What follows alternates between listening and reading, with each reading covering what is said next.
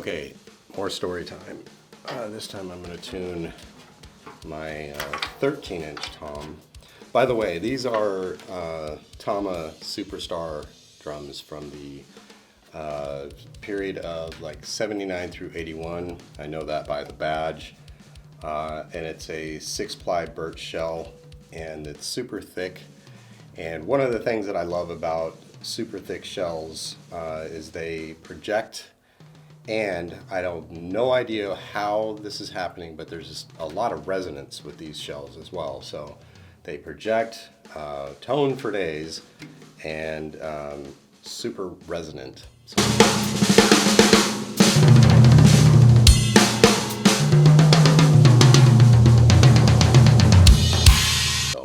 if you're ever in the position where you're like, I wonder if I should get one of those, do it. They're awesome drums. So I need to tune this up a little bit, so thought I'd share another little story that goes along with the story that I told yesterday about my t-shirt company. This is about how I used to promote the t-shirts. I had this idea where, keep in mind, this is before the internet was huge. It was just now starting to, become something, kind of a normal thing for everyone to have, like an email account and websites and stuff like that. It was back in 1998, and I started a channel, or not a channel, but a website called Drum Clinic News, and I was brand new at it, didn't know what I was doing at all. I just knew that I wanted to promote my t-shirts by way of interviewing stars and then drawing attention that way, to the website. So I created this website, and then I learned that Sheryl Crow was going to be at a local college. This is back when I was in Florida. I was born and raised in California, but I lived in Florida for a little bit. Anyway, so I was out there, and Sheryl Crow was going to be at this college, university or something, and I was like, I wonder if I can cover that show. I wonder if I can actually interview anyone in the band or anything. And so I did my research and learned that Jim Bojes was the drummer for the band, and I just created a badge, laminated it, said Drum Clinic News and everything with my picture. And I went there, and it was like in the 2 o'clock in the afternoon, so nobody was really guarding the place like they do when the actual show is going to start. So when I arrived, I had my suit on. I looked like ridiculous. I looked like James Bond or something. Excuse my language. I'll bleep that. And I walked up to the security guard, and just as I was walking up to the security guard, a helicopter, probably about 50 yards back, maybe 100 yards back, started taking off. So, and that was the area that I was walking from. So the security guard looks at me, I'm in this suit and I'm walking up, and he looks at the helicopter behind me, and he's like going like that, and then he looks at me like, is that yours? I'm like, yep. No, that was not mine, but I said yep, and he's like, yeah, this way, and I'm like, okay. So that got me in through that gate, and then I went backstage to the backstage area, and then I just acted, I don't know how this came about, but I just acted as if I belonged there, and just started, asking directions, like, where's the stage? Like I was important somehow, like, I need to know stuff. And they said, right this way. And I walked in, and I said, well, who's drumming tonight? And they said, Jim Bojes. So I was like, okay, cool. I'm here to see him. And I ended up interviewing Jim, and he was very gracious. He brought me like a soda. We sat in the seats, and I did an interview. And he wasn't comfortable with interviews at that time. It was brand new to him, and it was brand new to me because it was my very first time interviewing anybody. And I ended up meeting later on that night, because he got me tickets to the show, backstage passes, and all of that. I ended up meeting Sheryl Crow and had a very short conversation with her. She was wonderful. I actually didn't know it was her before I met her, because she was walking up and down the hall doing her vocal exercises, and I was like, "Who is that lady?" And Jim's like, "That's Sheryl." I'm like, "Whoa, okay." So anyway, I thought it was an interesting little thing that happened because I needed to promote my t-shirts.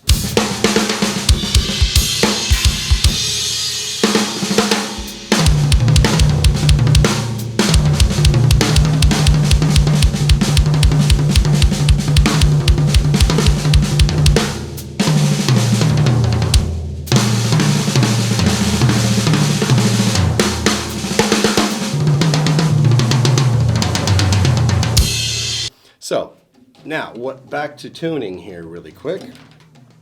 I have loosened up the batter side so far, and I'm making them finger tight. So then I'm going to do a half turn on each lug, doing a star pattern.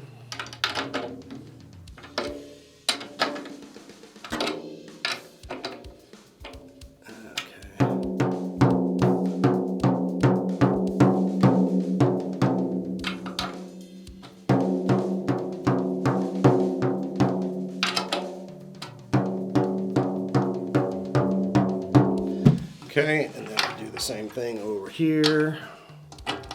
So yeah, anyway, that was kind of a trippy little thing that happened that ended up leading to covering more shows in the area. Let's see, Kid Rock did it at the same venue. And I'll just leave it as, I really liked Stephanie, the drummer. She was a sweetheart. And the amount of abuse that she was taking from her boss, verbal abuse, was, whoa. That's all I'm going to say about that. But she was a really nice lady, very nice. And I'm sure she still is a very nice lady. She was a very funny and energetic individual.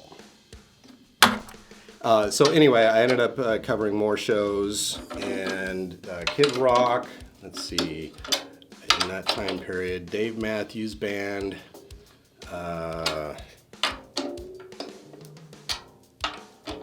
Candlebox, Marilyn Manson,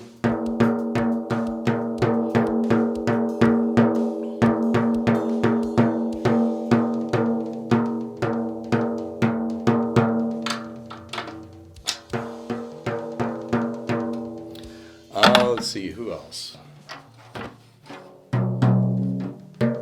Whoa. I'm a little nuts on this one. Let's bring that down, or do I want to bring it up? I can't remember who else I covered at that time. It was back in '98. Oh, after all of those shows, I ended up covering Pasek '98. I'm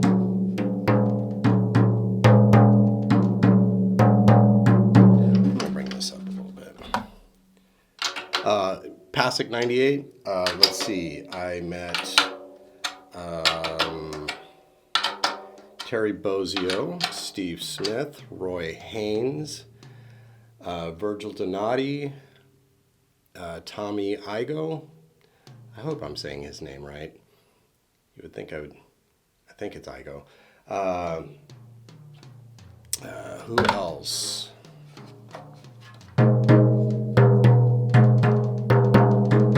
Oh, and I met Vic Firth, the Vic Firth, and I was walking by his booth, and he was actually assembling his own booth. He was a roll your sleeves up and get the job done type of guy. And I was sitting at the stage for Terry Bozzio, And I was sitting on stage while they were setting up and doing all this stuff because I was covering that show. And I was waiting to do an interview with him. And Vic Firth, saw that I was noticeably nervous. He was sitting in the audience, chairs, just waiting for everything to happen, watching everybody talk and everything. And it was like a big love fest because there was Terry Bozzio, Steve Smith, all kinds of other legends just around, just like brushing up against me, moving, all that kind of stuff, and doing whatever they need to do to get the kit set up, because Terry's kit is ridiculously huge. And Vic Firth saw that I was completely out of my element, totally nervous. I was like, what the hell? And so Vic walks up to me, and I can't say what he said to me, but he did one of these, like, if you ask me, one of those, and I lost it. I laughed so hard, and it was just like, we both laughed. He was a wonderful human being. Anyway, that broke the ice, and that made it to where I was comfortable to then interview each one of those people I just mentioned. So it was quite the time. Anyway, I think I've tuned this properly. So now I've done the 12, and now the 13, and now let's hear what they sound like.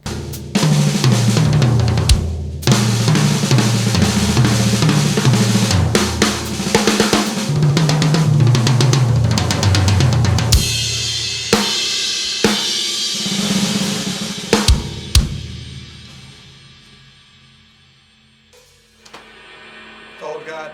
I'll see you next time.